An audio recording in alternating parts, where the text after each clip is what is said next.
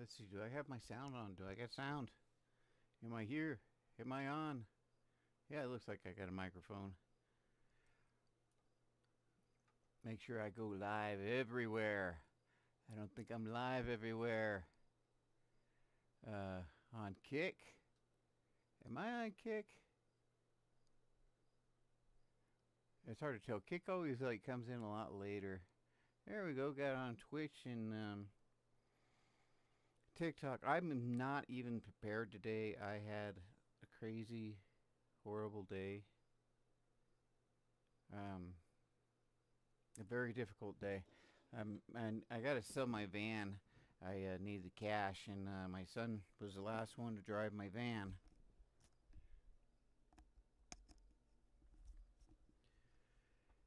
And the last time I saw him, he handed me the keys and told me he loved me and gave me a hug. And that was the last time I saw him.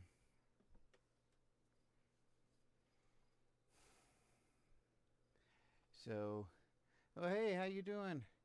So anyway, I was having to sell the van, and I was supposed to clean it up and stuff, and I didn't. And like somehow a bird got in there. Howdy, and some birds got in there, and I guess the window got shut after they got in there, so they had died in there and stuff, and it was just.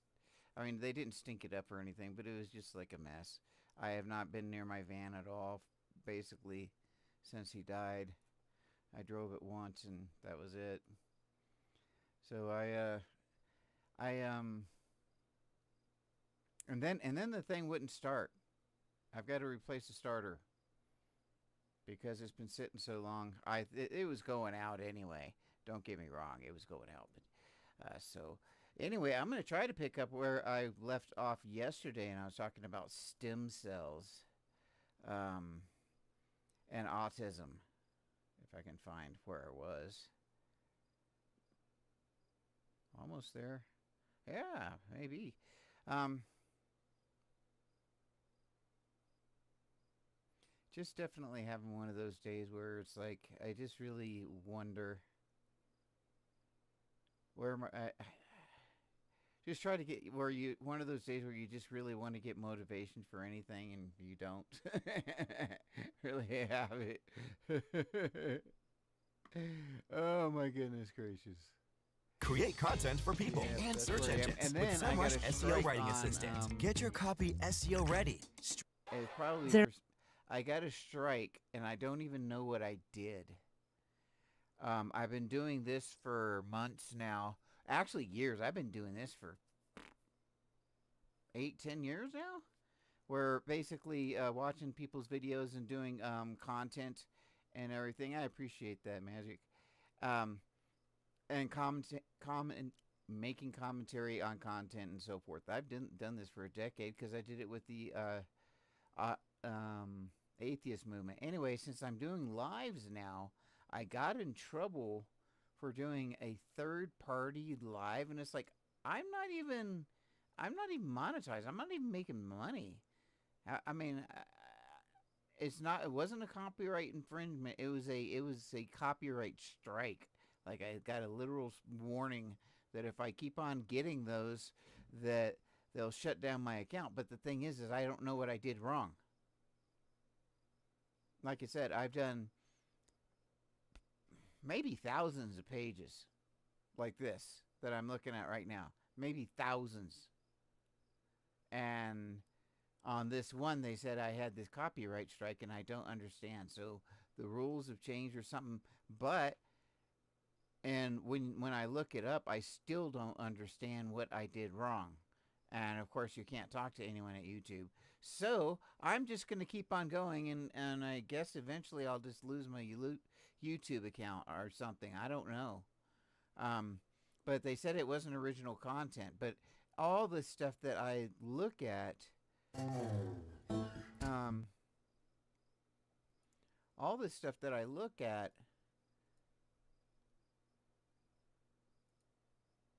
is other people's material. I mean, this is somebody else's um material here that I'm looking at. So why? How can I report on a story? How can I report on a story if I can't like show it? And I don't even know what I can't show. But it was alive. Yeah, yeah. And I've done reaction videos like this, and where you can see even and my videos. Most of the videos I'm set up like this, where I have the overlay on it. So when I'm commentating about it, it's not like. And they had bots. Their robots do it twice, and they said I can't appeal it. And the thing is all I do is commentary, and part of that is showing other people's stuff. But it's not. I mean, like right here, you can see it's whose channel it is and everything. Very, very strange. Anyway, in this story, this is kind of weird. It's I forget. Oh, this is out of Ireland, and just the title alone is what bothered me. Sligo Primary School promotes integration of autistic kids. I want to see what they have to say. To me, it sounds like they're not allowing, autistic kids aren't part of society. Like they got to integrate, like we're not already part of humankind or something. Our Lady of.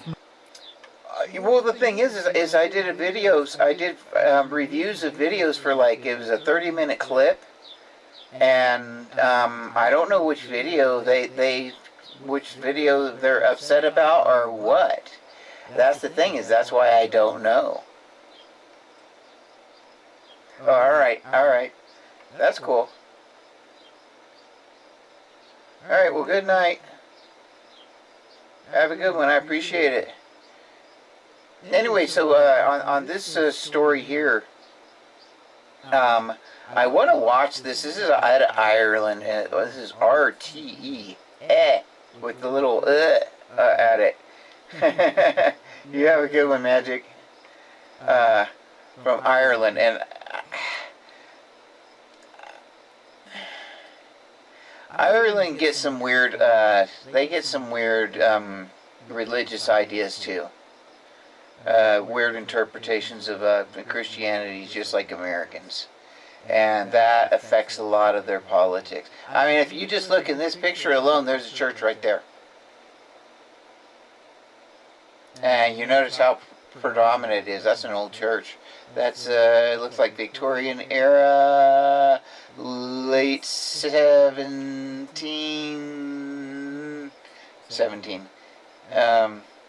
No, like it could be as late as 1818 or like 1770s, maybe 80s. I think it's later though.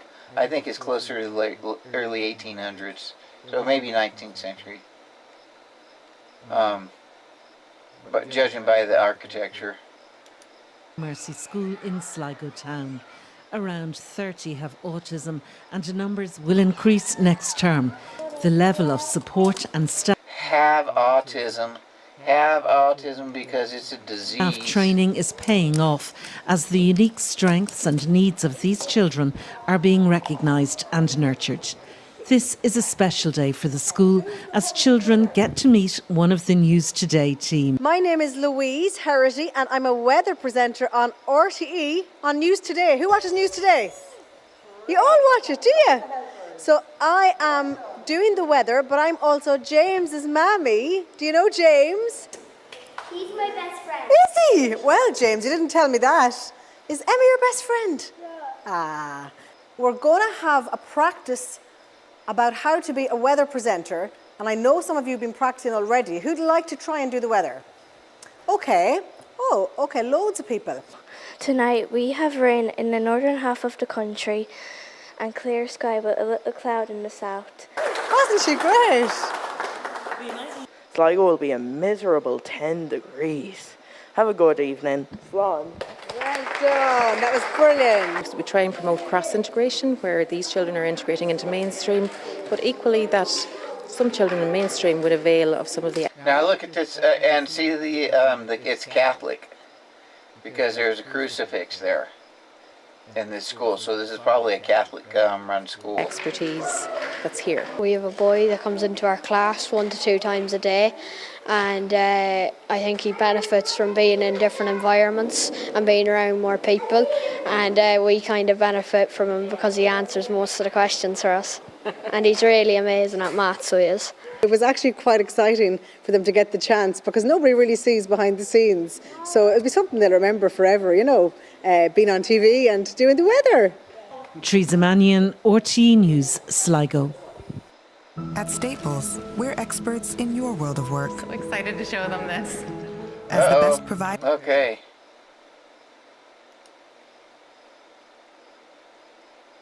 So, yeah, I was just wondering how... I do understand.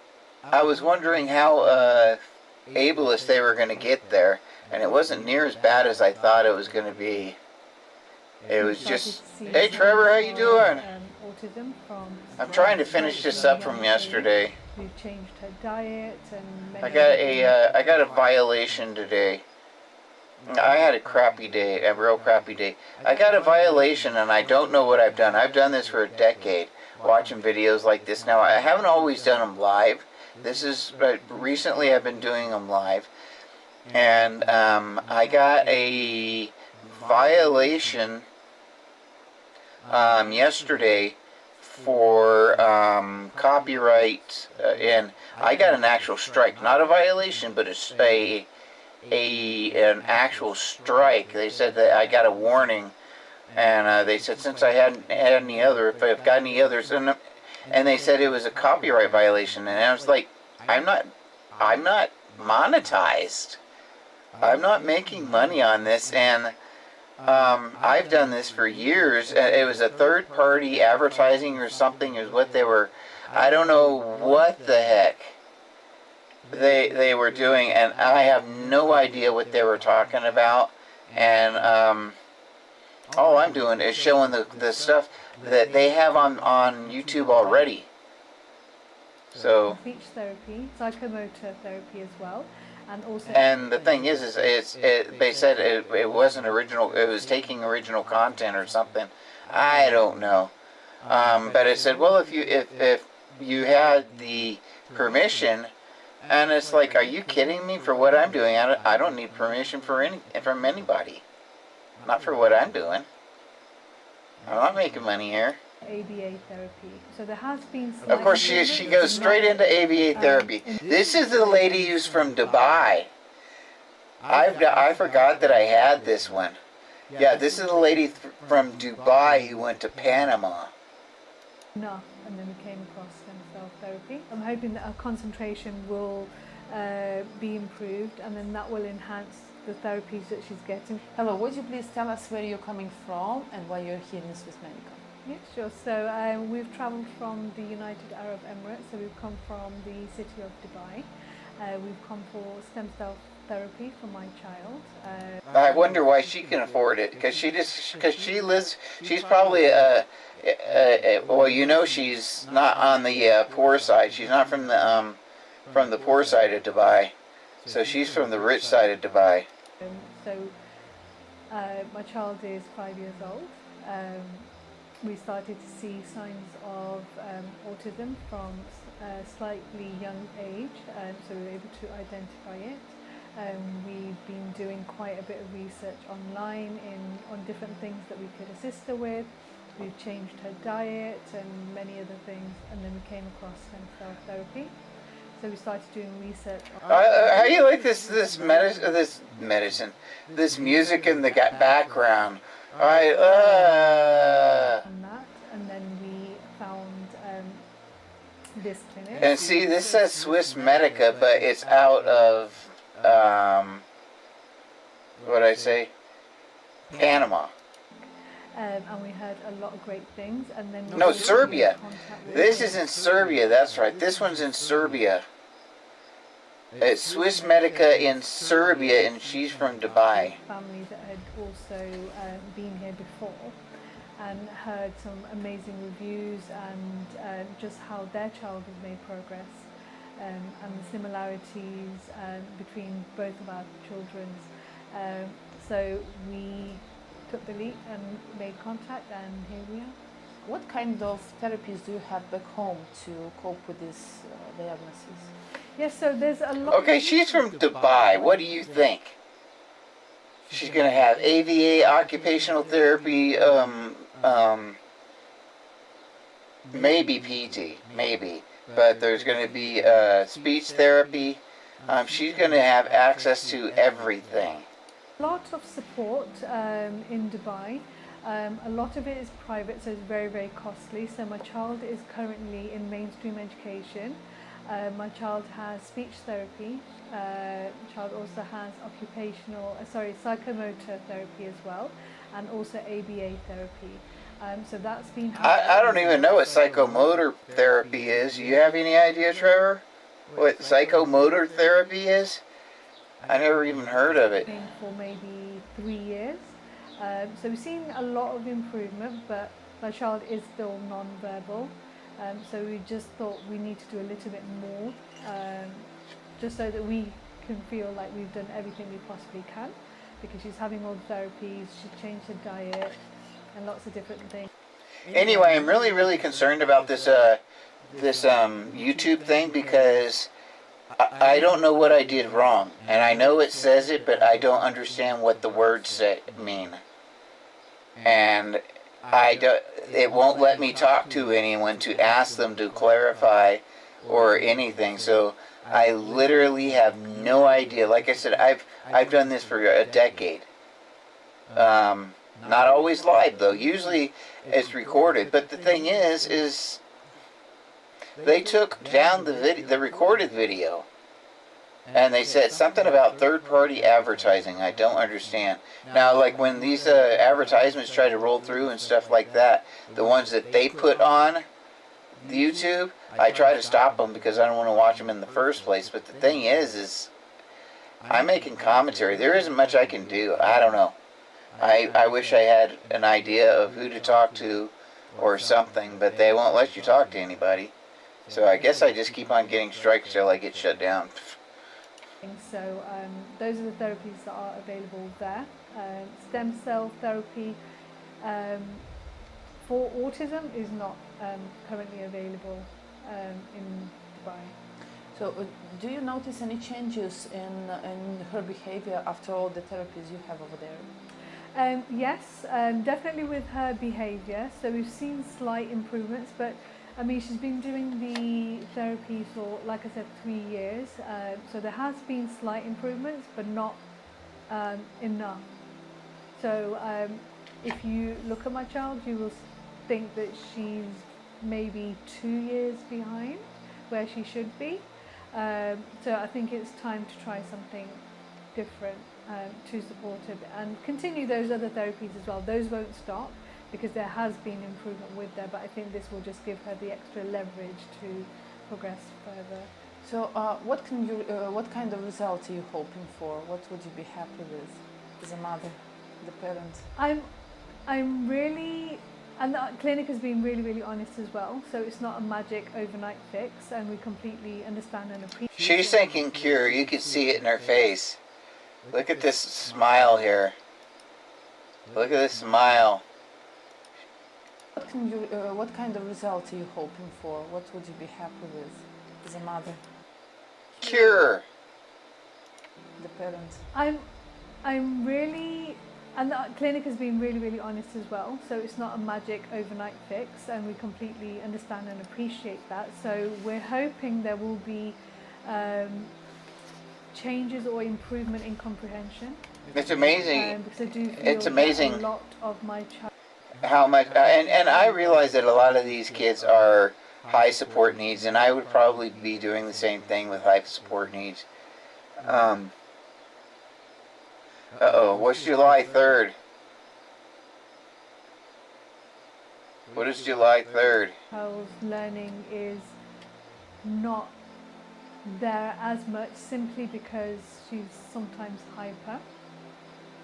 So I'm hoping that her concentration will be improved, and then that will enhance the therapies that she's getting. So for example, her speech therapies, etc., that might also help. So I'm hoping it's more so comprehension, and then communication would follow. So would you tell us a little bit about the medical stuff, about the treatment itself? Was it safe? Was it, I don't know, complicated or easier than you thought? So I was really, really nervous before we flew out. So we didn't know what to expect, even though we had the meetings before, we had a full breakdown itinerary on everything. Okay, you notice that the child's not being discussed. Okay, with the Australians, it was it well-being? Well-being of the child was the key word that was like just over and over and over. They talk about well-being of the child, and here Mom is like the kid's like a very distant, like third or fourth party here. I'm still very nervous coming to a different country. With the hopes that we have, but I mean the staff have been amazing since the moment we got picked up from the airport all the way through, and today is obviously the last day. We've been discharged, and the whole process has been amazing. Everybody has been really helpful, really supportive. It was a very personal experience. It was a very personal experience. To the fact that our driver knew who we were and why we're here, down to the catering staff, to the doctors. Everybody knew who we were without us having. What happens on July 3rd? To introduce ourselves, and then just that support has been amazing that you need. I think especially when you're doing this unknown journey, the support has been amazing, the knowledge, the experience. I mean, honestly, it's been. We came really nervous, and we're leaving really sort of pleasantly surprised. Because that's my birthday. On July 3rd, I turn 21. So I want to have a birthday bash and get schnockered. So, at the end of this journey, what can you say about Serbia? How Serbia treated you here? Serbia's been amazing, really, really good.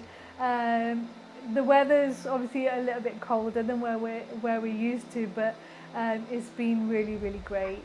And we're going off to the zoo after this, which was recommended by the staff as well. So I think it's been fantastic, and I don't think I could have chosen a better place. It sounds like she's from the UK, but has been exposed to a lot of Americans. Everyone's really friendly. Is there any kind of advice you can give to a parent facing similar challenges in their life, having a kid being diagnosed autistic? Yeah.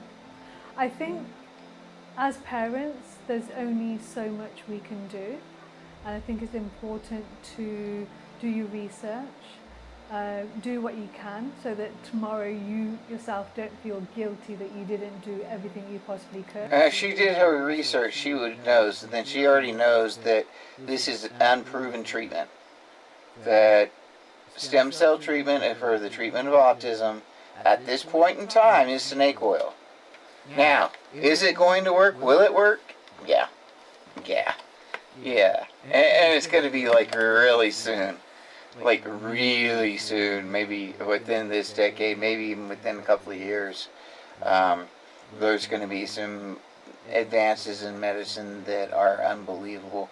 I think it might take 2 or 3 years, but. Good. And I would definitely say exhaust all avenues and just do your research, know who you're talking to, and be comfortable with every step that you take. So I can sit here and say, hey, everybody come here, do stem cell therapy, but it's all individual preference and what people are willing to do for their child. And I think just do the research and just take it from there, and God willing. Thank you so much. She had to add God willing. A very high. Oh wow, she's loud. She is really loud. Factor of working. But yes, it's not a miracle. It was for ASD, autism, level 2. He would flap his hands a lot, run up and down the walls. So he would flap his hands a lot, running up and down the halls, I think is what she meant. She said walls, but oh, that's probably like hallways, I'm guessing. Wasn't speaking coherently, sort of staring off in the beginning, didn't used to make eye contact. Yeah, just basically some. I wouldn't make eye contact. This is just basic stuff. She wants this kid to be neurotypical. Abnormalities with his behavior. And she's calling it abnormalities. I am 100%, and so is my husband, 100% happy and satisfied with our stay here and with the treatment and the staff, everything. Wait, you recognize that music? Recognize? It's the Swiss Medical Clinic again. Really wonderful. Again. I used to think that security threats and hackers look like this. Okay, this one just popped up, and I just want to watch it because it says stem cell therapy, is it worth it? My treatment and results. So this may not be autism, but it's going to apply. In the last few years, regenerative medicine has become almost a household term, and the public really seems to have sunk their teeth into this new and very different approach to healthcare. One of the things that's most exciting for people is the prospect to regenerate diseased or damaged tissue. But there's also a ton of misinformation out there about things like stem cell therapy. And so in December of 2021, I flew down to Puerto Vallarta myself to have stem cell therapy. Okay, where's Puerto Vallarta? Is that out of Mexico? I think that's like Mexico, part of Mexico. In this video, I'm going to talk about what's involved in that procedure. I'm going to show footage from my treatment, and I'm going to talk about the results that I've gotten in the 9 months since then. Let's get into this.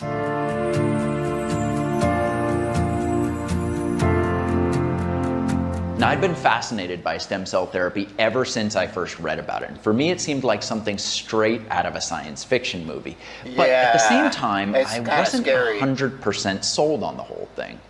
See, some of the clinics that offer stem cell therapy had made such wild claims and outrageous promises that it had kind of turned me off. But at the same time, I have this community of people that I work with, some of whom are in such severe pain and are just out of options that I felt like I owed it to them to find out if this was a viable treatment option that could help some people out. And so I decided to go have the procedure myself so that I could report back on my own findings. Now, on a personal note, I had had an old rotator cuff tear. I'm talking 16 years ago in my first year of clinical practice. I remember the moment I tore the muscle. I heard it tear. I felt the terrible ripping sensation in the shoulder, and I certainly remember the long process of rehabilitating it to regain functionality. I also had this nagging right ankle injury, and I wasn't 100% sure what was causing it and why it was taking so long to get back to 100%. So I decided I would go down, have MRIs of both, see what they look like, and find out if stem cell therapy would work for me. So how does the procedure itself work? Well, after filling out the booking form online, the Dream Body Clinic pretty much takes care of everything.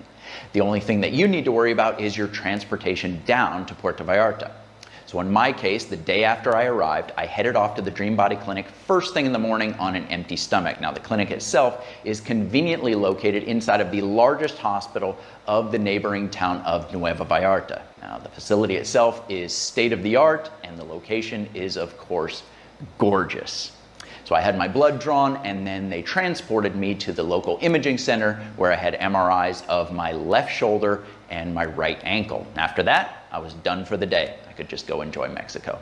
A couple days later, I was back at the Dream Body Clinic to review the findings of my MRIs with the doctors on staff. And sure enough, the MRI of the left shoulder showed evidence of that old injury, that tear in the supraspinatus tendon. Just a little tear and some inflammation surrounding it. And so I decided this was the perfect opportunity to see what stem cells could do for an old injury that had been fully rehabilitated. I'm talking I have full range of motion in the joint and plenty of strength. I also decided to get a platelet-rich plasma injection and see what we could do for a shoulder that was already in pretty darn good shape. I'm talking zero pain. So let's see what it can do. I also decided to have an injection of 25 million stem cells into my right ankle after the MRI showed evidence of an old compression fracture that had not fully healed yet. And so I headed off to get another blood draw so that they would have plenty of platelets for that PRP injection, and then it was off to the treatment room for both injections. And like Josh, the owner of the Dream Body Clinic, said in my interview with him, the procedure itself was actually anticlimactic. The doctor was very professional, very quick. I felt zero pain in the injection in my left shoulder. In fact, I didn't even feel the needle go in. And in the right ankle, I felt just the slightest sensation of pressure inside the joint when the fluid went in. And that feeling of pressure went away 15 to 20 minutes after getting up and walking around on the ankle. And so what happened immediately after the stem cell therapy?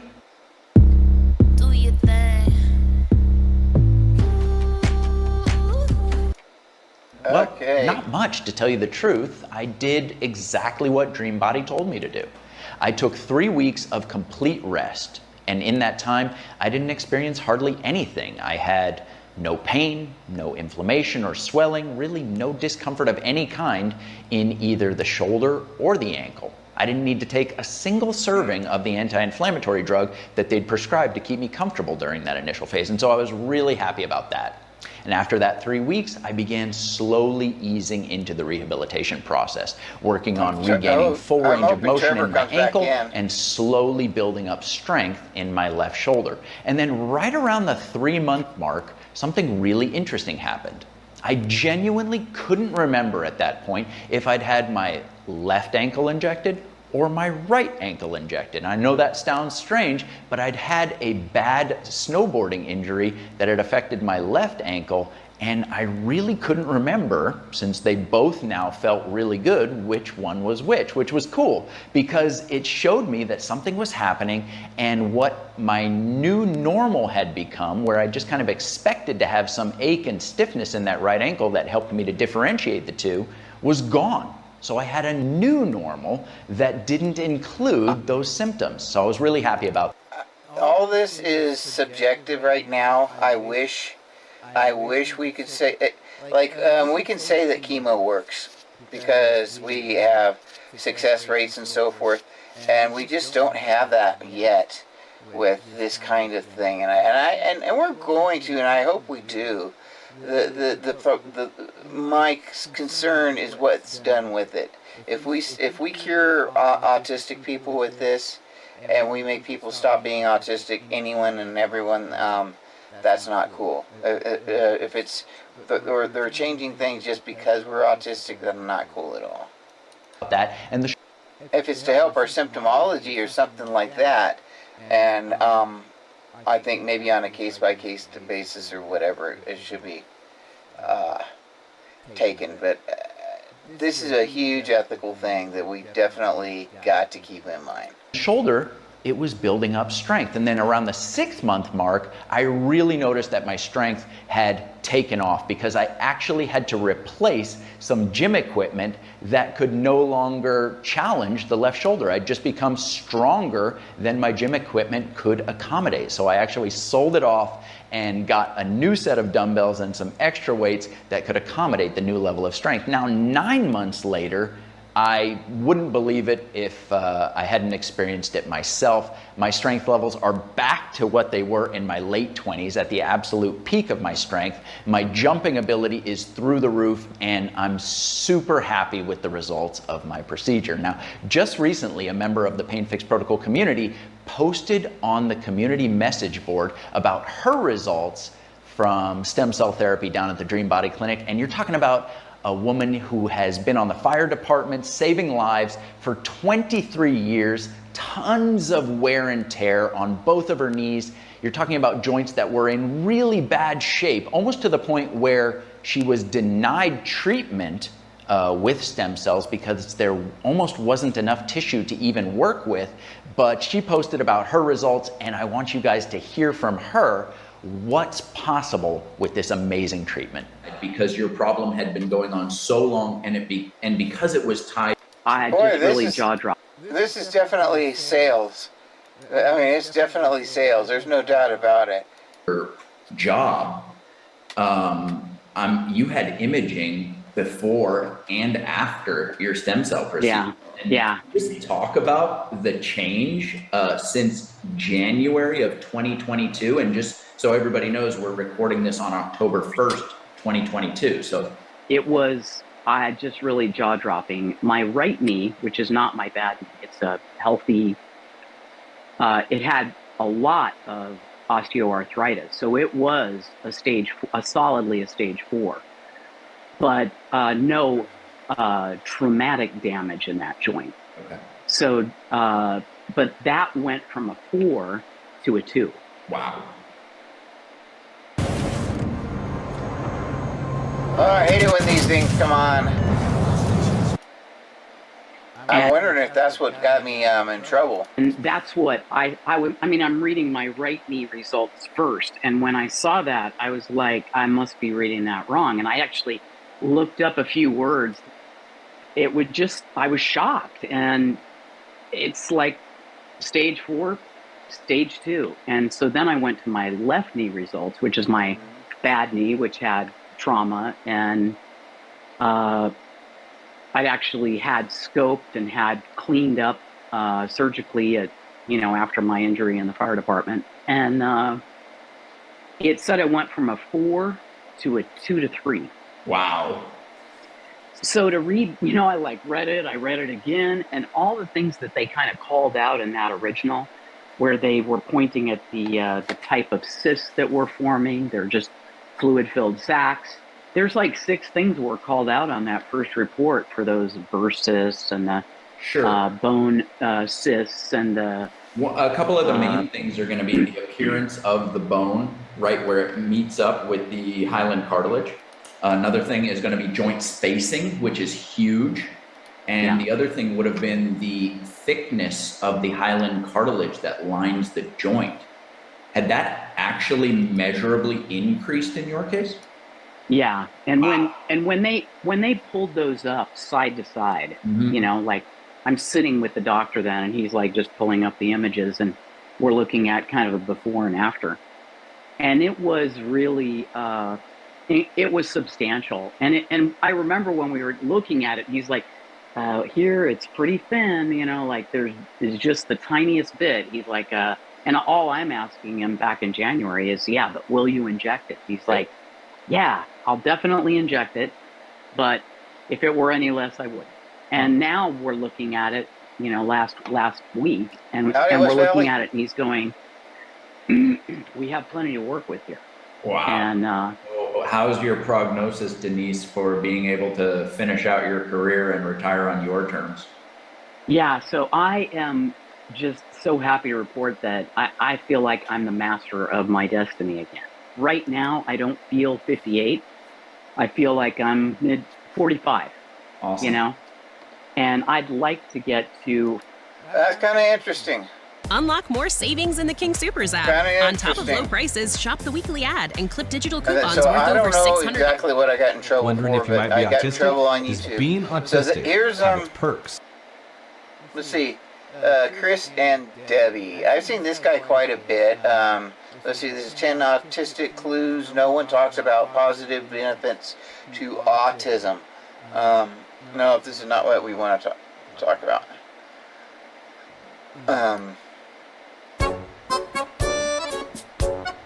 You and your brother close? Okay, this is interesting. I don't know what is going on here.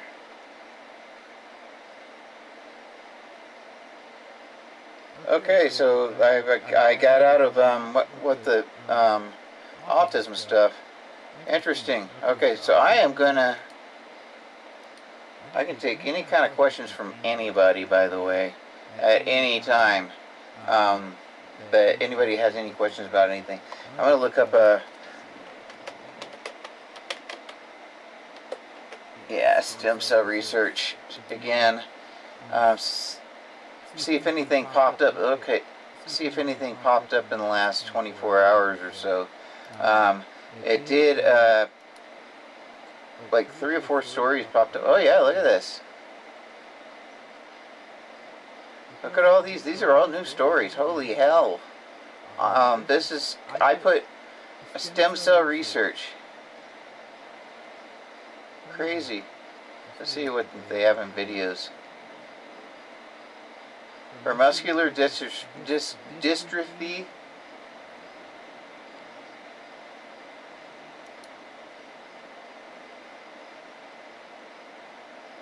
Here's a TikTok. I hate it when they do this. Okay. Ritter's autism journey.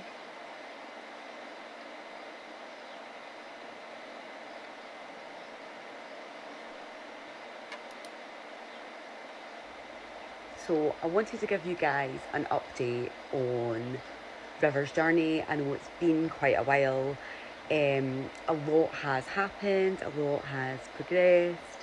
Lie down. And I just want to try and kind of catch up. So we are like a lot further. I was talking about behavioral stuff there. I don't care about behavioral stuff. Veterinary and life sciences.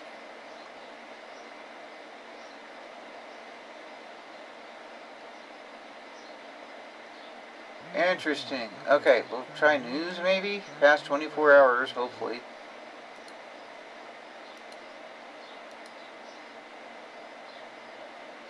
Genetic basis of ADHD and autism. This just came up.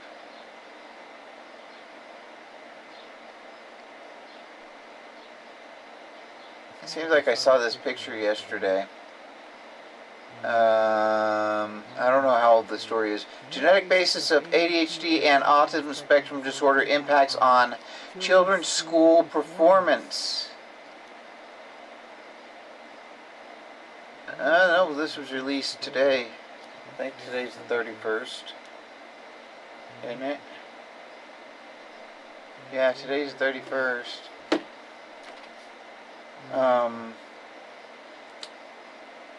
ADHD and autism are neurodevelopmental disorders that appear during childhood. Okay, so what?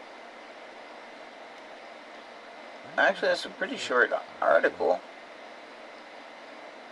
A study coordinated by the Val Hebron Research Institute, the St. Joan de Dieu Research Institute, and the Holy Hell SJD Mind Schools program, and the Cyber of Mental Health Cyber SAM has analyzed, oh my goodness, these acronyms and stuff.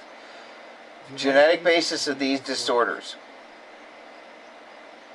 Analyze the impact of the genetic basis of this orders. This is really weird because it's not, they didn't. They're studying the genetic impact. They're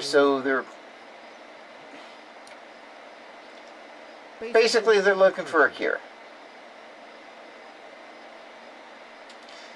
On the mental health and academic outcomes of children and adolescents. What's the difference between children and adolescents? From 43 schools, high schools, adolescents, maybe they're older. Yeah, I guess adolescents are more in their teen years than children would be under their teen years. The results have been published in the Journal of Molecular Psychiatry. I have seen this thing referenced. It must be a fairly prestigious manual or book, whatever, or society. Here they just connected to it, but Molecular Psychiatry, welcome to Molecular Psychiatry, about the journal.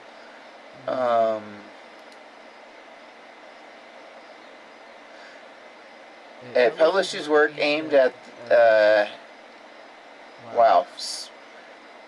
elucidating biological mechanisms underlying psychiatric disorders and their treatment. I have no idea what I just said, but it's psychiatric stuff. That's what I just said. It's psychiatric stuff. To understand the relationships between these neurodevelopmental disorders and school performances, the genome of 4,278 children of different ages socio and economic background was analyzed, and the impact of genetic variants associated with ADHD and ASD, this is a very long sentence, on the mental health and academic performance in mathematics, language, and English of the participants was investigated. This is one sentence, by the way. Holy hell, I think I deserve a trophy just for reading that sentence. At least a participation award. The results of the work show a strong relationship between the genetic risk factors for AUDHD and school performance. Well, of course. Of course. This is where science has to stop and go check out what we already know. And they have to tell us what we already know. What we've already known for generations.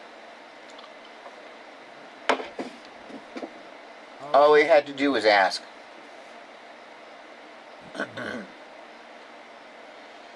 We have seen that the genetic basis underlying these disorders is associated with the characteristic clinical symptomology, and partly through these symptoms contributes to school performance. This genetic component that negatively impacts academic achievement is not only associated with the characteristic symptoms of these disorders, but also with emotional and behavioral problems. Expanding the knowledge about the risk factors that negatively impact school performance and their relationship with neurodevelopmental disorders can contribute to define primitive strategies for the benefit of the most vulnerable students. Wow. These people can say a lot and not say much.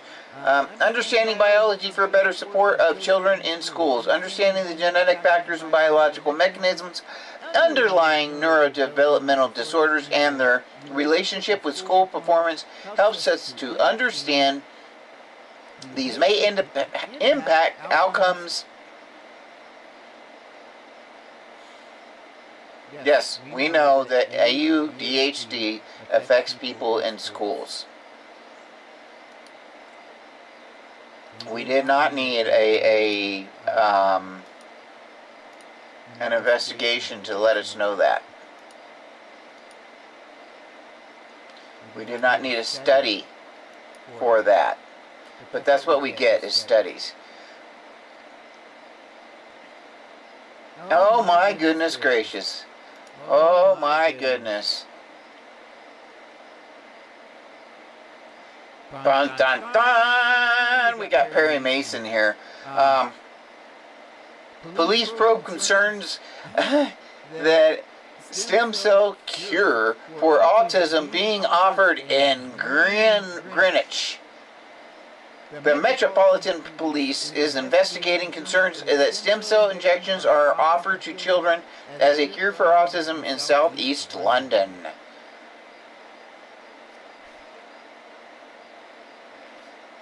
I wish this wasn't real.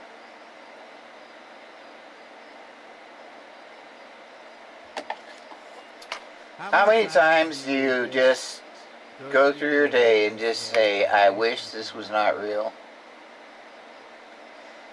The Royal Borough of Greenwich said that it was aware of concerns. Now Greenwich is talking. That it is aware of concerns that the individual claiming to be a doctor was planning to visit the UK to offer dangerous experimental procedures on children with autism. Stem cell therapy is used in the treatment of conditions like blood cancers or burns, but is not approved as a treatment for autism. So this is the UK, well, specifically London, England. I don't know if it changes from district to district. I know that the medical stuff, the medical availability and stuff like that seems to fluctuate a lot more than it does in the United States, and seems to, like, you have some services in some areas and other services that you don't have in certain areas, particularly when it comes to autism. Now, if somebody in particularly England, knows any different, please let me out. No, I don't want to give misinformation. But that's what I understand.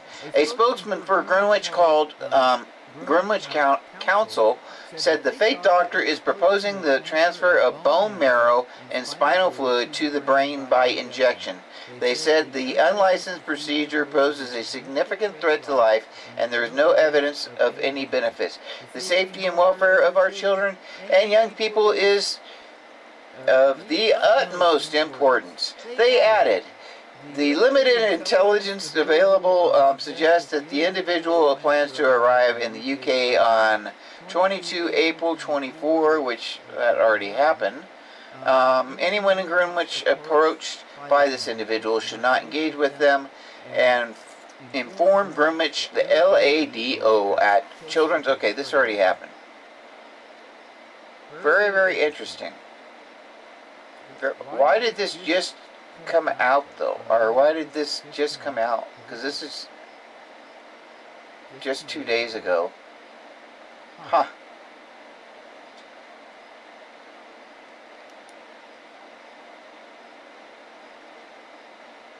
New study sheds light on biological mechanism behind autism. You notice how many studies there are here? There's study after study after study after study after study on autism. There's money. Money, money, money.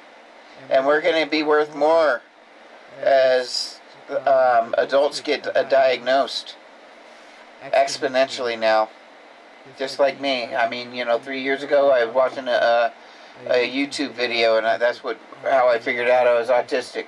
Now I'm making YouTube videos and I think there's a lot of people, well, I know there's some people that have credited listening to me as figuring out that they were autistic. So we'll see. Hopefully I won't get banned from YouTube. I sure wish they would tell me what the heck I'm not supposed to do or what I'm supposed to do. I wish they would make it clear, but they sure have not. And it's such a bummer. A groundbreaking study by UCLA Health, University of California, Los Angeles, excuse me, has unveiled the most detailed view of the complex biological mechanisms underlying autism, showing the first link between genetic risk of the disorder to observe cellular and genetic activity across different layers of the brain. The study is part of the second package of studies from the National Institutes of Health Consortium, Psych and Code, launched in 2015. The initiative, chaired by neurogeneticist Dr. Daniel Geschwind. Okay, Dr. Daniel Geschwind, that sounds like a scientist's name. This is Dr. Daniel Geschwind. Is working to create maps of, this is exactly what it sounds like you'd be doing too, gene regulation across different regions of the brain. Create maps. Why would we want maps of gene regulation across different regions of the brain? What would be the purpose for mapping that?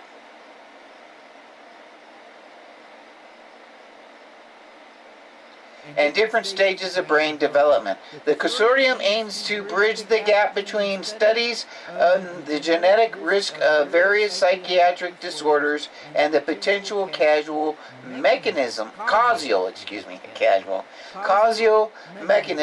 at the molecular level. So they're trying to figure out what causes disease and crap like that genetically at the molecular level. That's what they're trying to do here.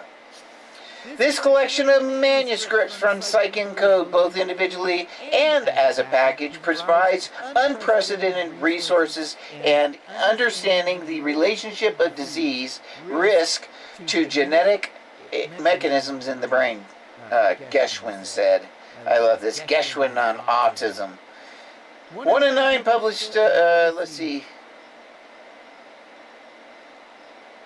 They want to figure out what drives the molecular changes, how they relate to genetic susceptibility in this complex condition at the cellular and circuit level, because they're not well understood. That makes sense.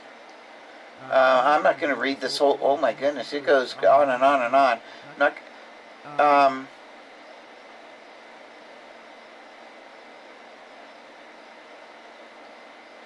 Advanced cell models like iPSCs and 3D cultures offer potential solutions to these research obstacles. iPSC enable the creation of patient-specific disease models and the screening of therapeutic compounds, whereas 3D cultures mimic the architecture of the brain, allowing for intricate disease investigation and the expansion of drug testing capabilities. Additionally, along with the promise of iPSCs and disease modeling comes many challenges, including the need for standardized protocols, and confirmation of their clinical applicability.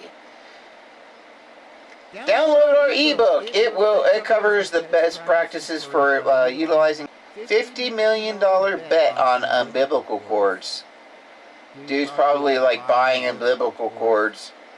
Hey, can I have that umbilical cord? You done with that? Ian Muloff built a financial review rich list fortune on not worrying about a controversial treatment for everything from autism to rheumatoid arthritis. Remember what I was saying, that there's money in it, that we're worth money. If someone can come up with a cure, they're going to be able to sell that to governments and so forth. And they're going to sell the idea of curing autism just out of a humanitarian angle. And in some cases that might be true. It might be the right thing to do. Cure people. If they are suffering in such a way that they could lose their life, if their flight response is so much on that they're constantly eloping, we could chip people. We could put a chip in their heads, just like Elon Musk. Track them, because AirPods and stuff like that can be taken off. Is that the ethical or right thing to do? I don't know. But it's definitely some questions that we've got to be asking ourselves in the autistic community. These are the questions that we have to ask and answer ourselves, instead of having neurotypical people answer these questions for us. When should you try to cure an autistic person? What behaviors or whatever, when's the time that you should try to at least change things so that they don't experience the pain or whatever? And maybe treating them so they're not banging their heads all the time. Maybe that will make them neurotypical people. Is that okay? Is that what we should be doing?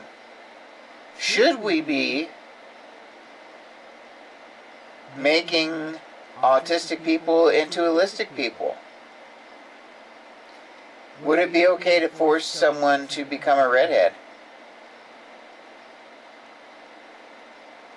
Just because they're dark-haired, and we don't maybe we don't like redhead people. So because they're a minority, just like autistic people, we think they should be brown-haired. Is it okay to force them to do that? Is it okay to change their DNA so that they no longer have red hair? Because we don't like red hair. It offends us. And it's not normal. Because it's only 1% of the population. So therefore, 1% of the normal human population is abnormal. and they got to be fixed because they're redheads. Is that where we're going here? Or is it inhumane to allow people to have sensitivities? I would argue no. I want to be autistic. I don't want to change. Well, I do want some things to change. Don't get me wrong. But I don't want it to change my brain and how it functionally works. And if you offered me right now things to help change my brain, I would say no. Absolutely not.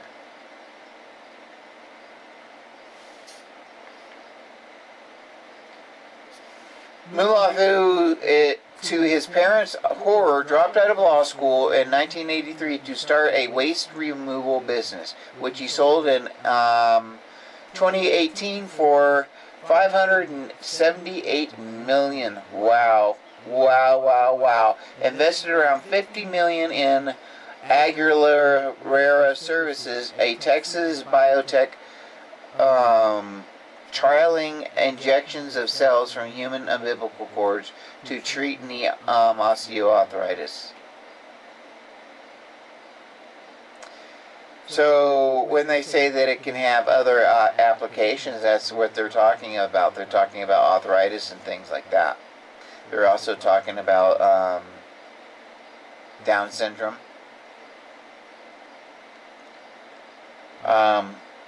So this is definitely going in a lot of different places.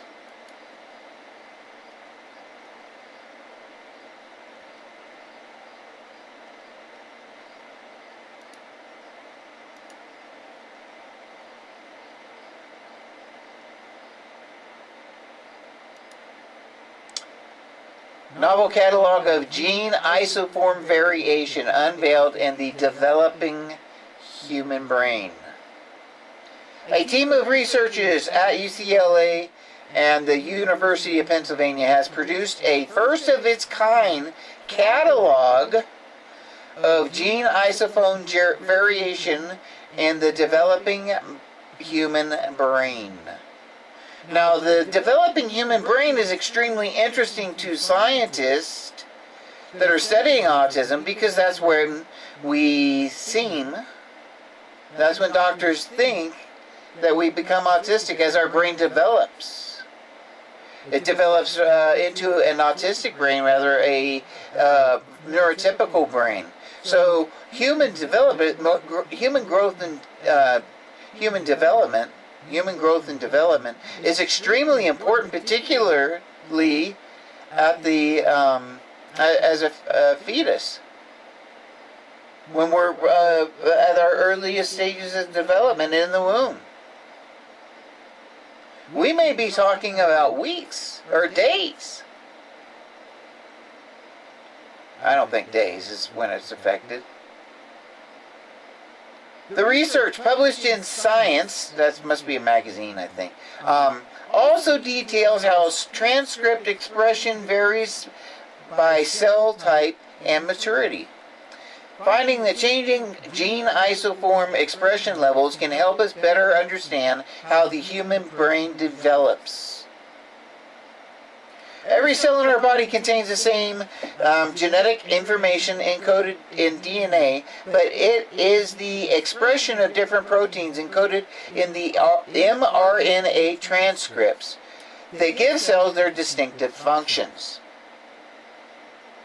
These very proteins isoforms mostly arise from alternate splicing, a process that is highly prevalent in the brain and contributes a wide range of proteins and characteristics. So now we're talking about proteins and so forth.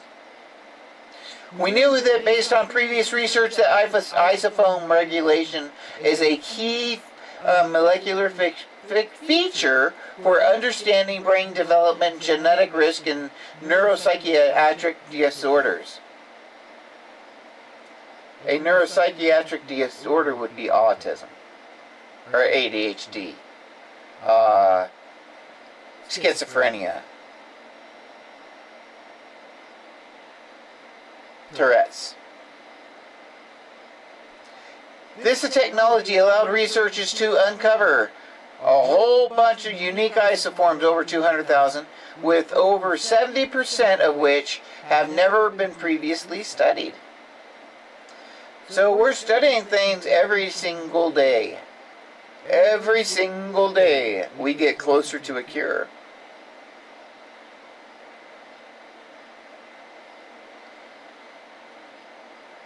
If we really do start finding the right combinations that do cure, say, and these treatments are being done in Serbia or Panama or Mexico or wherever, yeah, we're gonna have what's his name, Dr. Demento or whatever. Yeah, I'm really excited to leverage this resource to help patients, Gandalf said, who is also practicing psychiatrist. Having this knowledge brings us one step closer to being able to develop targeted treatments and understand genetic mechanisms in a much more specific way. Other UCLA authors include Ashok Padaway and Peng Zheng, Salim Vung. Okay, I'm not even going to say all these people's names. The research was supported by the Simmons Foundation Autism Research Initiative, the National Institute of Mental Health, the National Science Foundation, and the UCLA Medical Science Training Program. So when we see Autism Speaks, if they support any of these things, any of these institutions, they're also supporting genetic research. Now, I'm not saying that they are supporting any of these specific institutions, but we know that they do love genetic research. Autism Speaks does. It's a Friday night, and when I take a break, I'm going to take a break and I'm going to come back. But I am going to make myself a hamburger out on the grill today. Yes, I am.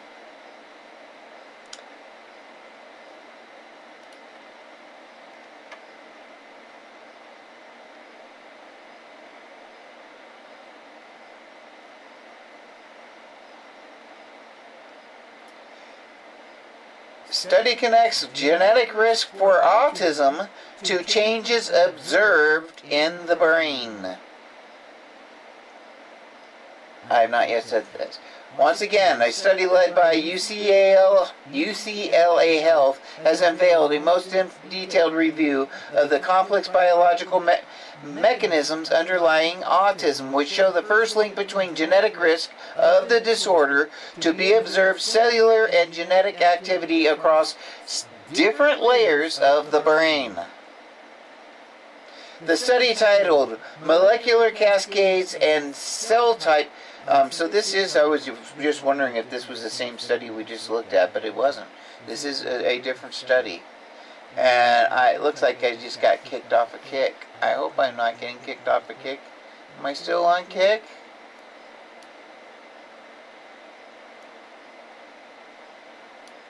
Hey homie, I checked out your videos. Yeah, I'm new in Kick.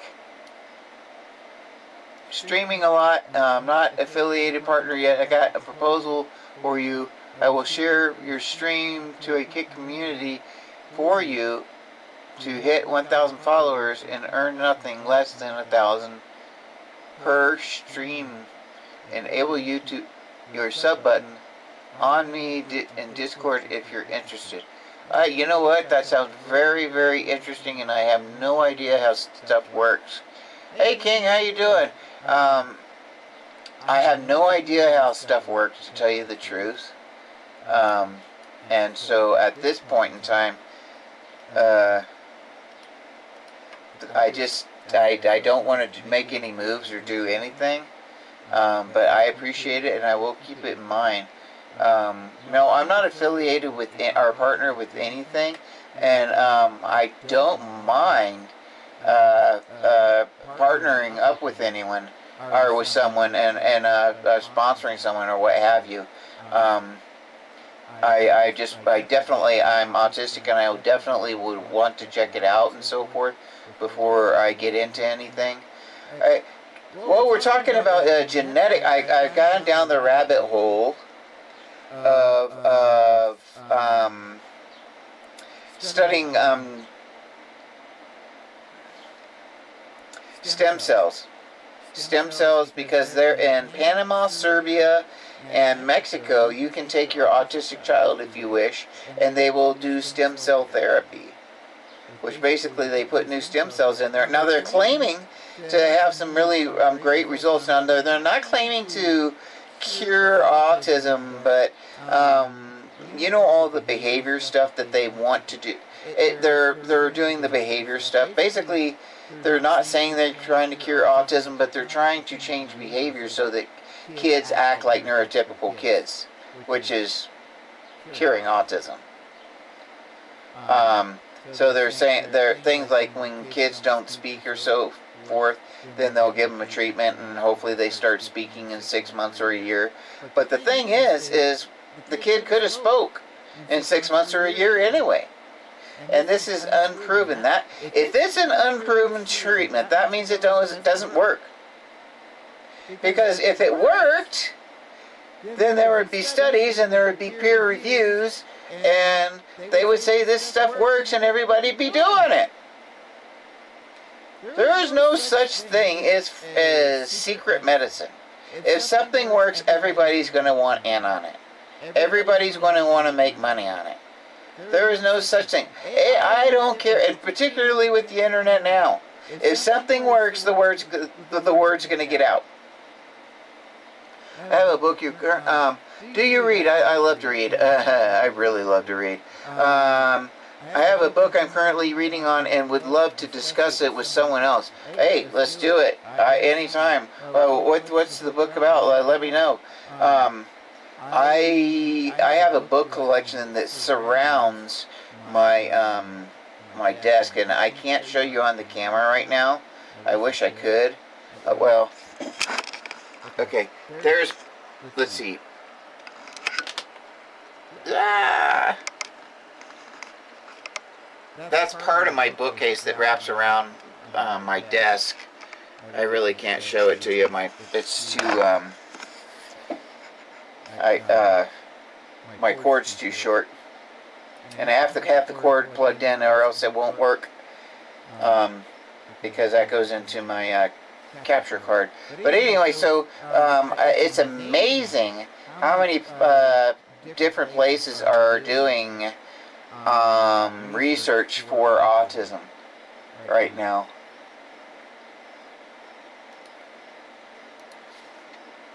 Let's see, I wonder how you respond to somebody. Can I drag his name down? I mean, kick. Can I drag his name down? No. I'll just put...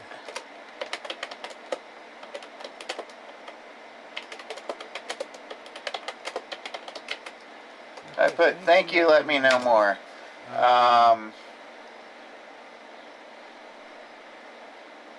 Oh, I do. I have too much of a home library, and I just have mostly my Christian books and my references up here in this room. My novels and stuff like that, I didn't bother bringing up because this room is I've only got 100 square feet to do everything in one room. Basically, it's a small 100 square foot bedroom, and I don't even get all of it. I don't even get all the closet, which is a bummer. But hey, at least I've got what I've space. So anyway, I'm pulling up the story. I'm just pulling up random stories. I didn't feel really good today. I got a strike yesterday from YouTube, and it was because for using other people's content, third-party content, which I don't understand. I'm not monetized. I'm not making money on this. And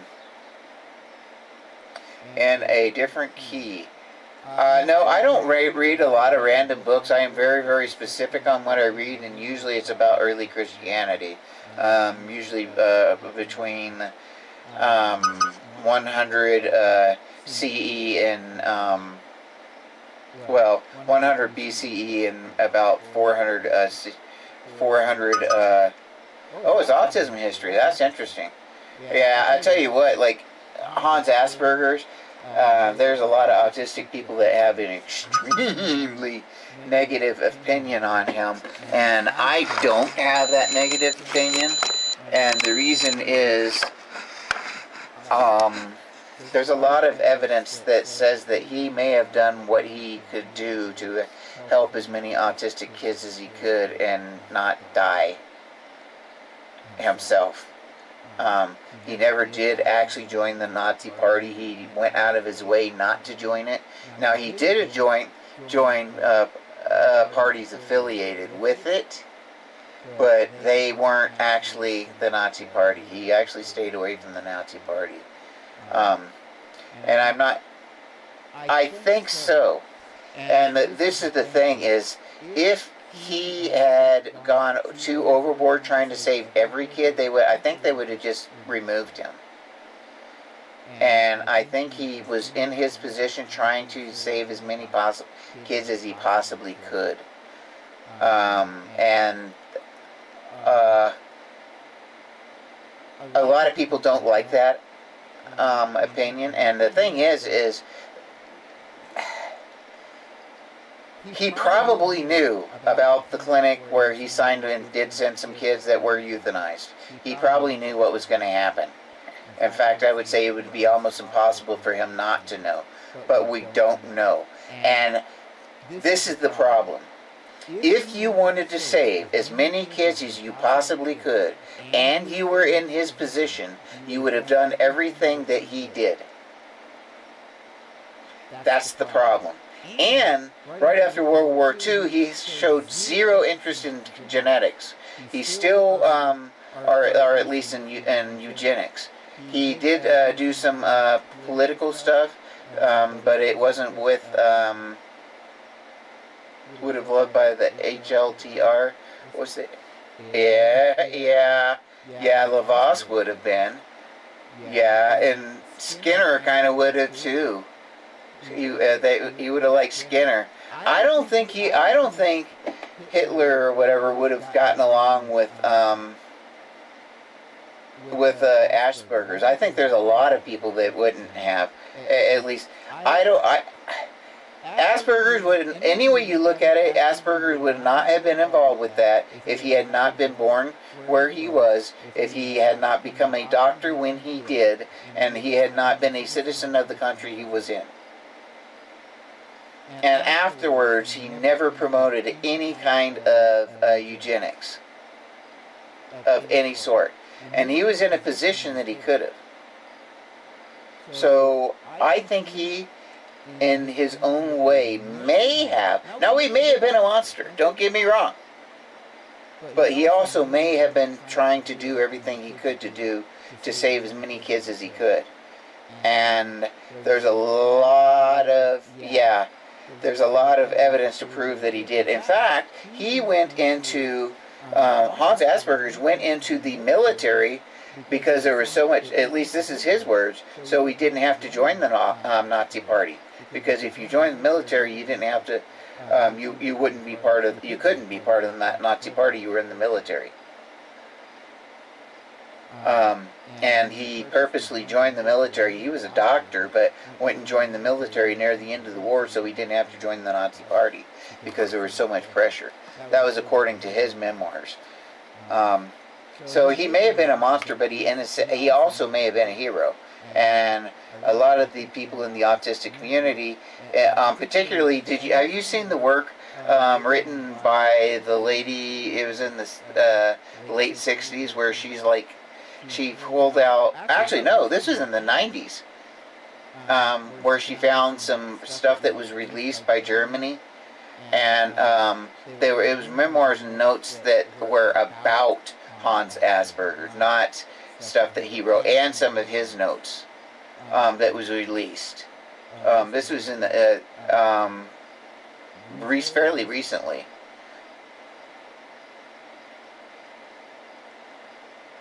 Oh yeah, absolutely. And the thing is during right at the end of World War II, behavioral science and so forth, the Nazis, Stalin and so forth got really interested in that, and then Russia eventually ended up picking up on that because they wanted to use it to torture prisoners and to extract information from prisoners. So they actually use a lot of the same thing for behavioral sciences and so forth to learn how to extract. In fact, we use the same thing in Guatemala and Gitmo. We use the same exact behavioral science in Gitmo. You think waterboard? We do. We teach waterboarding, and we do it to our own people. We waterboard our own people. I know service members that have been waterboarded as part of their training.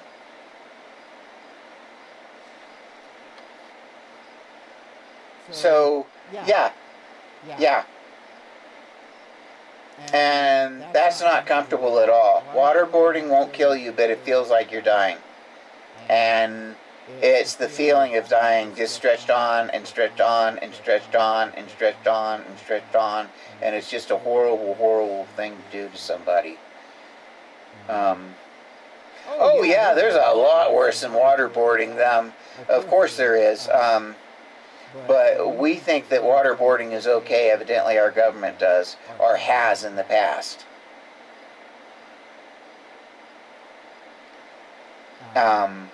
And I think waterboarding is about as far as we go in training. I could be wrong. There's only so much you can do before you start maiming people. But you can do a lot without having to maim people. Just to induce pain. Just to induce that feeling of not being able to breathe. Yeah. And that behavioral science and ABA, they're based on the same principle. It's behavioral science. That's where you get waterboarding from. That's where you get gay conversion therapy. Which, okay, gay conversion therapy is not a therapy at all. I hate using the words, and even saying it, it's torture. They're still using shock therapies in the United States, in Boston. Well, it's right outside of Boston. Today I had to sell my van that has been in the family for about 20 years, and for the guy comes to look at it, and the first time in 20 years I can't get it to start. I have to get a starter replaced in it. And when you're trying to show a car and it won't start, literally the first time in 20 years. I've had that vehicle for 20 years, and or my family has. I've had it for about 15. Oh, I know. And I was like, nah, this car isn't. He's like, yeah, this isn't. And I was like, no, I'm not selling the car like this. I got to get it started. He's like, okay, well, call me when you get it in. You know, so he was really cool about it. But see, the thing is, I haven't driven that car in like 2 years. My son drove it, and he gave me the keys, gave me a hug, told me he loved me, and that was the last time I saw him. And so there's memories attached to that van. And I have to sell it for some legal stuff that I have to do, so I don't get in trouble. I've got some legal stuff, and that's all I can say about that. So yeah, I want to stay out of jail or whatever. Yeah. No, I'm not going to be going to jail, but I do have legal stuff, and I'm not really in trouble, but I have to take care of legal stuff. And I'm doing Social Security and stuff like that, and I have to have money for stuff, so. Oh, and then I get a strike today. An actual strike, a warning. For, I was online doing what I always do, like what I'm doing right now, looking at different things the other day, and anyway, I got a copyright strike for a third-party advertisement or something. I don't even know what they're talking about. I have no idea how to fix it, and they won't tell me. I don't understand their wording. I don't understand what it is, and I've appealed it, and they said I can't appeal it anymore because it's been appealed once. And I can't talk to a human. I can't talk to a human being, and I have no idea what I did wrong. But I've done this for a decade. I've done critiquing videos and so forth for over a decade. Now, I haven't always done it live. I just started doing it live because everybody's going to lives. And everybody's pushing lives, including YouTube. So if I'm doing a live and I'm critiquing and I'm doing news, you have to, that's current videos that people are currently making. That is news. You can stream it directly, but you can record it on a, you can or you cannot stream it directly, but you can record it on a screen or stitch. Well, this is the thing. They took the video down and said they ended my stream, and I was like, I wondered because I looked over and all of a sudden my stream was ended. I'm like, what did they do this for? Because I was rebroadcasting somebody else's stream. But the thing is it was a video. It wasn't a stream. It wasn't a live stream. I wasn't rebroadcasting a live stream or anything. And even if I did, I don't know. It was. I have no idea what happened. So you can't stream it directly, but you can record it on a screen. Yeah. Or a stitch. Yeah, I don't know. I have no idea what I did wrong or didn't do, and but it had something to do with the live stream that was on before that I rebroadcast. There was something on that, and it was for content violations for not being original content, is what it said. And I'm like, yes, it is. When I'm doing commentary on videos, that is original content. And it's not like I just put on a video and, put on a movie or something like that and say, here's the movie, and, sit off to the side and watch the movie or anything like that. Yeah, and there's no videos that I haven't altered. Like right now, my ugly mug is up here and my logo and all this, and I've been talking. Actually, I haven't talked about this one yet. Study connects genetic risk for autism to changes observed in the brain.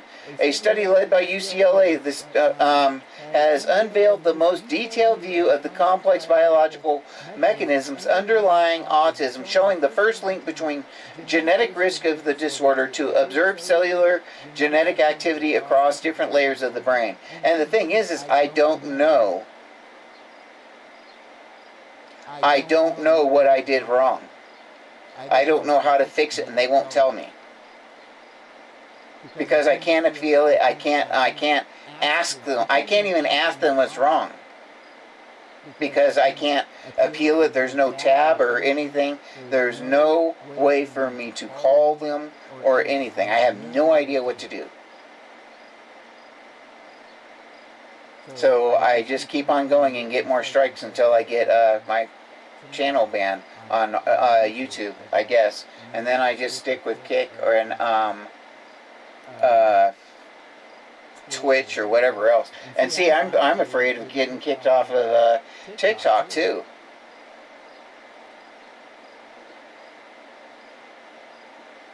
Well, the thing is I'm not taking anyone work or doing that. When I'm showing a video and doing commentary on it, that's my work. Yeah. Well, when I criticize somebody, that's my work. It's not like I'm pretending that something isn't mine or pretending that something's mine or whatever. So, I have no idea, and I've never seen this before. I've never had this happen before. I don't know what's going on. I don't know if this has happened to other YouTubers now or what. Yeah, and I wish I knew. I have no idea what's wrong. Or I don't even know how to ask what's wrong. I don't know how to look up a video.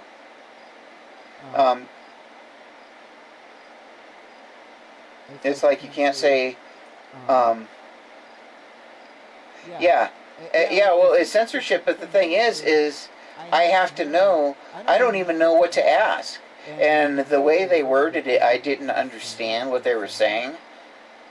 They were just saying that it was a third party, and a third party violation, something about an advertisement, and it wasn't original content.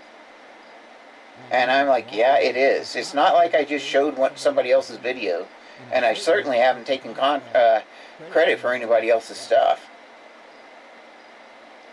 Okay, I actually read this one earlier. Scientists leverage machine learning. I'm going to go to those videos now.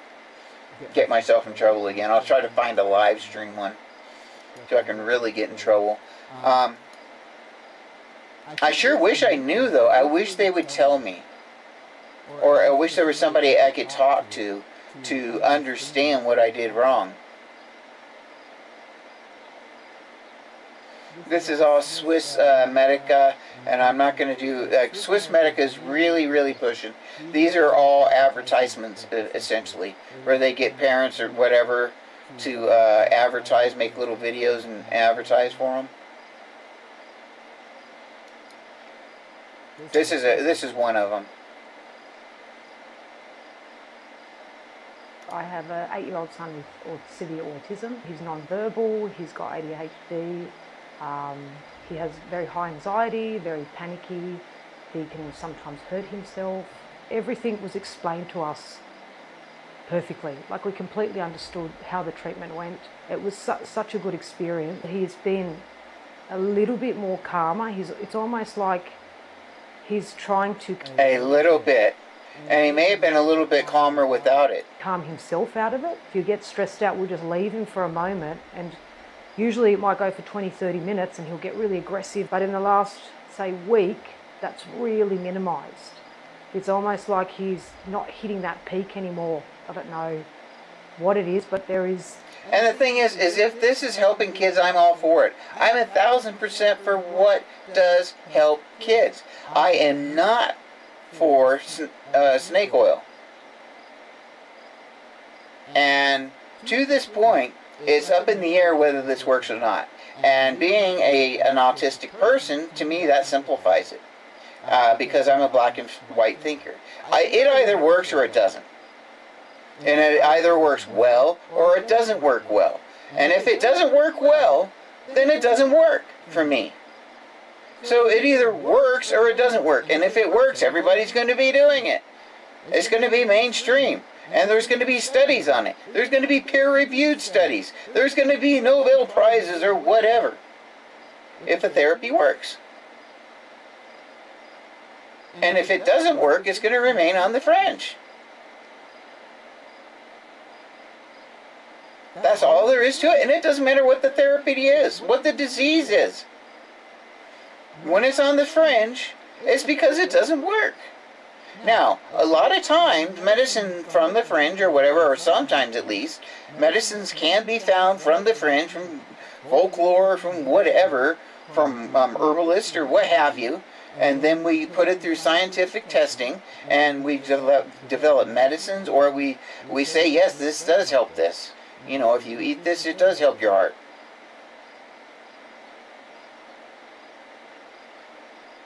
But when you have to fly to Panama or Serbia or Mexico to get a treatment that's up in the air, whether it works or not, the problem also is what they don't take into account, like I've heard several times with this gene therapy, well, my kid was 1.5, and then when they got to 3, they went downhill. They regressed at 1.5. Well, then we did stem cell therapy, and when they turned 4, they got all better and started talking again. And that's totally normal anyway. So this is my point. If we pray to Jesus, Jesus fixed it. If we do stem cell surgery or stem cell therapy, we're going to give stem cell therapy. If it's ABA, we're going to give ABA the credit. And because we have a tendency as human beings, and I've learned this from the cults, we have the tendency as human beings to forget the misses and only remember the hits. Like if you pray for something every single day, see how many, keep track of how many prayers aren't answered compared to how many do get answered. And be very, very, very specific. God could be specific. But pray every day and count it if it didn't get prayed if it didn't get answered. But what we do with prayer is when something does work out for us, we give the credit to God.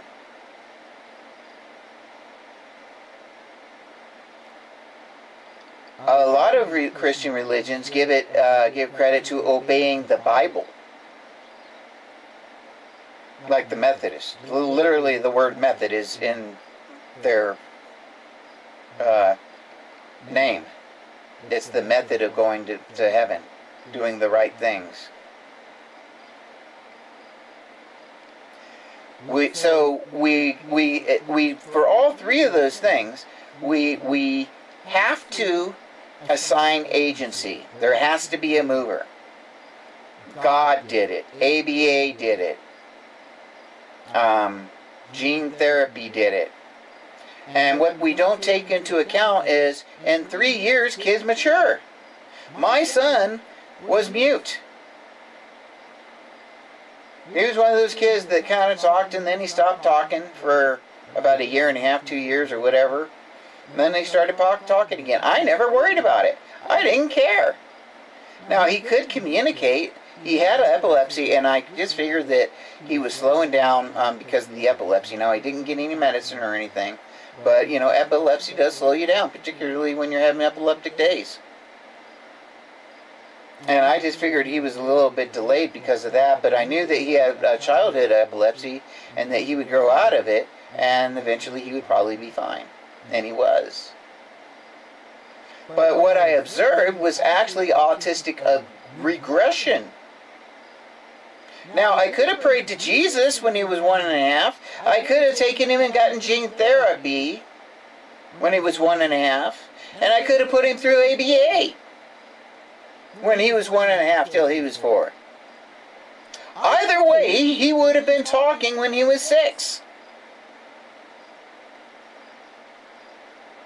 Because he didn't get any of that. But if we had put him through any of those, if we had prayed to Jesus, we would have given Jesus the credit, huh? Because that's what we do as human beings. Particularly when it's something like this where, oh, my kid has this awful thing, autism, they're never going to have a normal life. They're never going to get married. They're never going to have a girlfriend or boyfriend.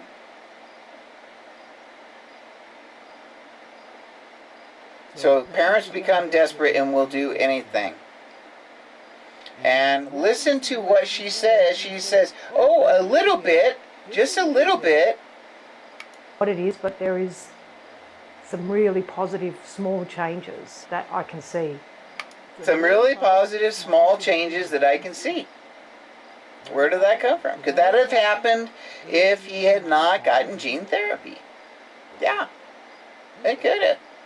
That's why you have to have controlled studies so you can get the statistics so you can prove that this percentage of the time it gets better. Therefore, this medicine works. Or therefore, this medicine does not work. Or it doesn't work. I mean, it's negligible. It's only 1-2% better. It's not worth it. It's not really, you can't call it a treatment. Placebos give you 1 or 2% better sometimes. Or even more.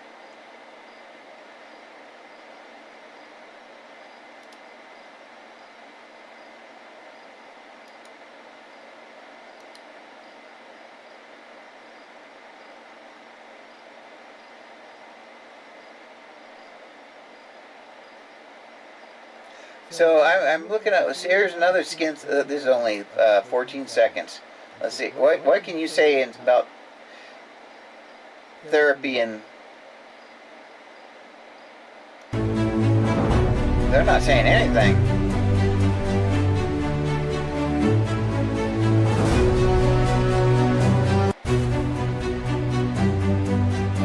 Okay.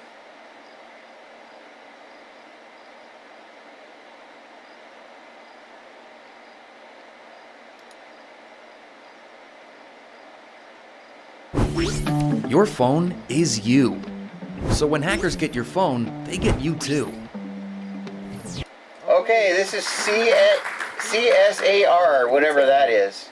Yes, so creating brain organoids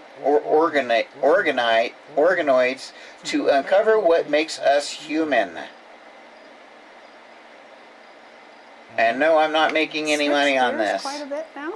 But I am going to see what this lady has to say. And, but at the end, I'll come to a little bit of philosophical discussion. So maybe, hold your breath for that, I guess. Yes. So my lab is really interested in this, the human brain, and really trying to uncover what features really set apart the human brain from that of other animals. And I think most of you will know and appreciate how incredibly complex it is, because of course it gives us these amazing abilities, like artistic abilities, cognitive abilities, but it also makes us susceptible to sometimes pretty awful psychological disorders and neurological conditions that you also don't find in the animal kingdom. So something is special about the human brain, gives us this amazing ability, but also makes us very weak in a way. And so we're interested in understanding on a more sort of cell biological and ultimately molecular level what is really different about the human brain. So the feature that we're most interested in, and it's probably just because it's the most obvious thing, is size. So the human brain is very big. And just to kind of illustrate this, I'll walk you through some of these numbers. So these are to scale images of a human brain, a gorilla brain, and a mouse brain. And you can already see, of course, that overall size is bigger for humans. But it's not just overall size, it's also how big our brain is for our body size. So gorillas are big animals, and yet their brains are about 3 times smaller than the human brain. So I don't know much about this here, but this is kind of interesting. When you take into account body size, you can calculate this number called the encephalization quotient. Basically, that is just a fancy way of saying how big is the brain compared to the body, and is it bigger or smaller than we might expect for that body size. So basically, if we go through the whole... So basically, it goes by weight to brain size per weight that determines intelligence, so to speak. So basically, you have to have a big brain for your weight. And like, we have a huge brain for our weight compared to, say, like a whale that has a very, very tiny... It's smaller than ours, and they're so huge. Mammalian... all mammals, and look at how big their bodies and brains are, we see a trend.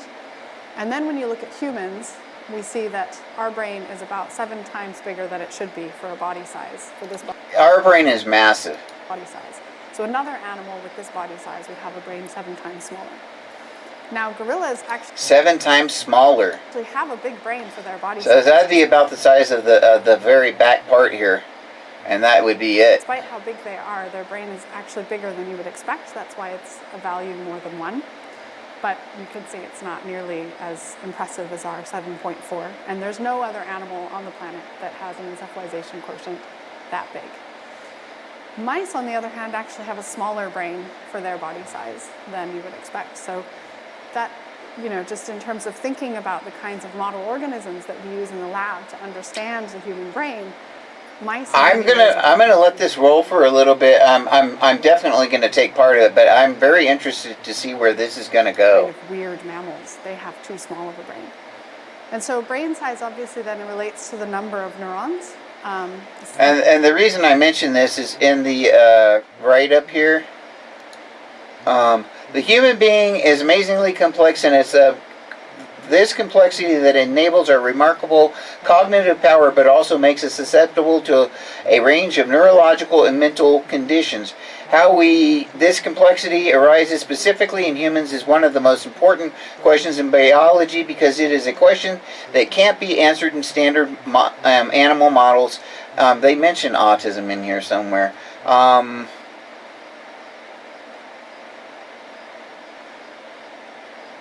I can't remember, but they mention autism in here somewhere. You know, the computational units of the brain. And so then if you look at number of neurons, you can see that the human brain has, I've written 86 billion neurons up there. In reality, it varies from person to person, so it's somewhere between 80 and 100 billion. And gorillas, somewhere around 30 billion, and mice, somewhere around 70 million. And research in the Lancaster Lab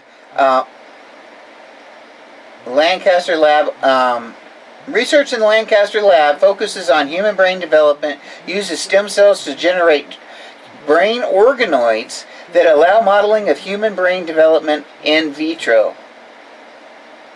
The laboratory studies the most fundamental differences between human brain development and that of other mammalian species.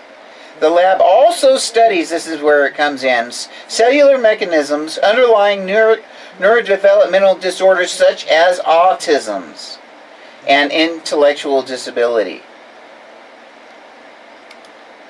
So this massive increase in I'm starting to have to learn a lot about the brain and neuroscience, unfortunately. brain size is giving rise to a massive increase in the number of neurons. And on top of that, the number of neurons per cubic volume of brain matter is also increased, specifically in primates. So that's what this neuronal density quotient is. And basically that tells you that we have around 7 times more neurons per cubic volume than you would see in other. UTRAC's built-in knowledge base is, well, it's whatever you want it to be. You can use it to gather and refine mammals. And that's shared with other primates. So that's not something special about humans. But we are basically the lucky primates that end up, we benefit from this increase in neuronal density that seems to have happened when primates entered the state, appeared evolutionarily. And then on top of that, we are the primates with the biggest brains. So we're just very, very lucky to have all of these extra neurons. And so if you take that number of neurons, just to kind of illustrate this a little bit better, and you compare it to, since they're computational units, compare it to different computers with different computational powers. So I just basically went and looked up the number of flops, basically, which is kind of a measurement of how many computations a processor can do.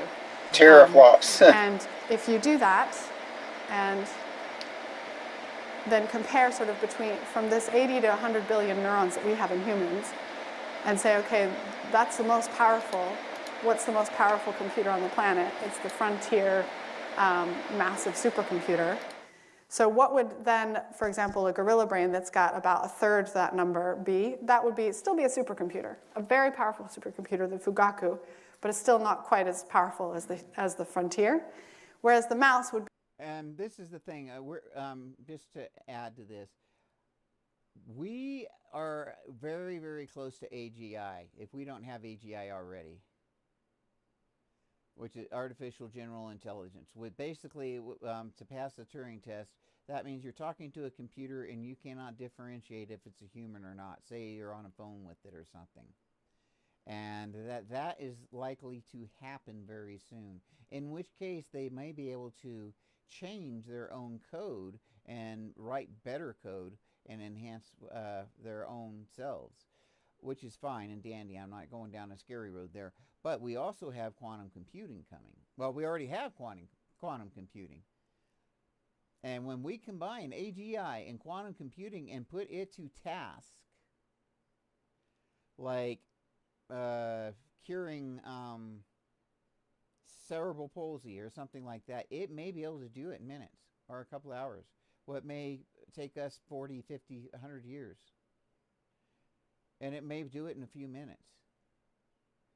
So we are right at the edge of a kind of intelligence that I think we can't imagine.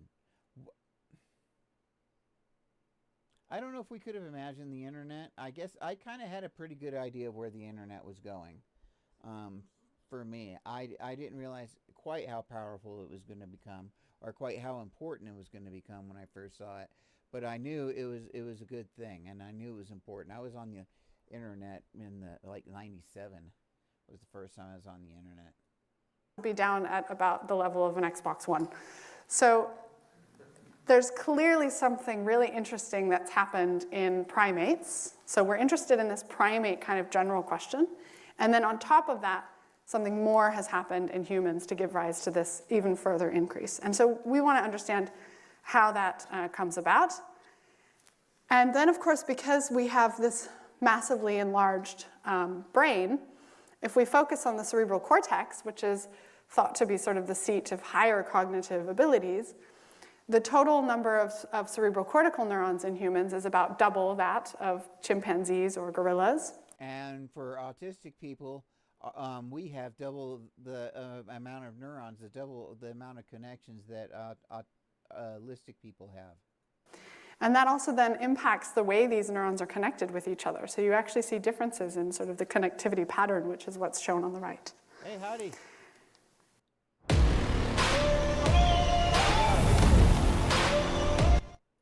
Yeah, I got a strike for something, and I don't even know what it. Really want to understand how this. It said for not original content, but everything I do is original content, so I don't know. Massive enlargement happens, and ultimately that means we need to look at development, because we need to understand where those cells are coming from during development. And so in order to understand that, believe it or not, we actually have to start at the very, very beginning of development. So at the very first stage of development, because brain development happens really, really early. So maybe not quite this early, but pretty much right after that. So before I can explain to you how we're doing the work we're doing in my lab, I have to give you a bit of a background on sort of what we know about brain development so far. So it all starts with fertilization of the egg. That then forms the blastocyst, which is what that last movie was showing you, the very beginnings of development. And so now this is just my rabbit hole is what this is. The blastocyst has this clump of cells called the inner cell mass, okay, which is going to go through a process called gastrulation. So the cells are going to... So I'm not going to continue with her. I would love to watch that myself and waste my own time with that.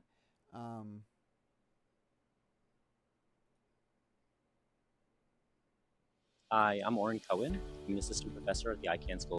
So this is a ICANN School of Medicine. Oren Cohen, MD, discusses research on potential cardiovascular benefits or harms CCAP. What's CCAP therapy? Of Medicine at Mount Sinai. I'm a physician scientist working in the lab with Dr. Naomi Shah within the Division of Pulmonary Critical Care and Sleep Medicine. The focus of our lab is to really uncover both the cardiovascular risk. So that must be like looking at cardiovascular stuff. This Swiss Medica really has put out a lot of stuff. I'm trying to look for more stuff on this stem cell research for autism and where it relates to autism and stuff. Like here, they're mentioning all kinds of different disorders, but this stem cell stuff is serious stuff. We're going to be able to alter our bodies probably in the next 10 years or 20 years for sure. If I live 20 years, if I live to 70 and nothing happens, if I'm healthy enough, I'll probably live to 90. Not because of I'm great or anything else, but because of the way the healing powers that we're going to have available, which is really sad. And I mean, I wish my son hadn't taken his life because I know everything was horrible for him, but we could have fixed it eventually. More than likely.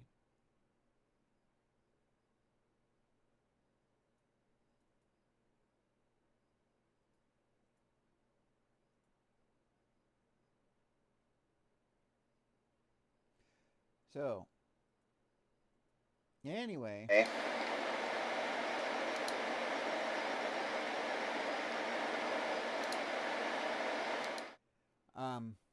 Let me see if there's anything. I see all kinds of stuff for other diseases and so forth, but I don't see anything for autism. Let's see. Except for all this Swiss stuff, and they just it's the same thing. Oh my God! I hope this is. My son has autism, no brains. Mom, do I have to let him in? Open the door now! Oh. Let's have brother! Dude! Your mom has a level 10 yaya! Here's our Mom, do I have to let him in? Open the door! Okay, I guess that was a comedy strip.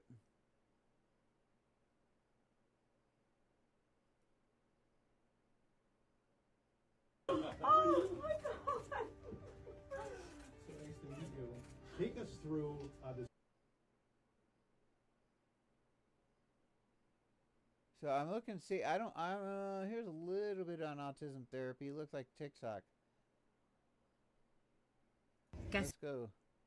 2 books a holiday for straight after half term, so I've got a week, but it's not going to be too bad because I've got Nina's at nursery for a lot of it, so I'll get some one-to-one time with Gubby. I'm just keeping everything crossed that the weather's nice because it's going to be too busy everywhere, but if it's nice weather we can just go up to like all the local places. No. Okay, you know what? I think I'm gonna go try to make dinner, and then I might come and stream again. In the meantime, I'm going to get out of here. Thank you so much for joining me. Let me know what you want to talk about. I'm going to talk to this guy, some guy. It's probably a scam. He wants money from me, but I'm going to see. He wants to help me with Kick. I'm very skeptical about it, but we'll see. Maybe it's a really awesome person. So I'm going to also check that out. I so appreciate you guys coming here. King, you're amazing. Tyler, Heroic, Vandal, thank you for all being here. And I am going to get out of here. Like I said, I might jump on here later as soon as I get finished eating. This is David Page. Screw them. Flap harder.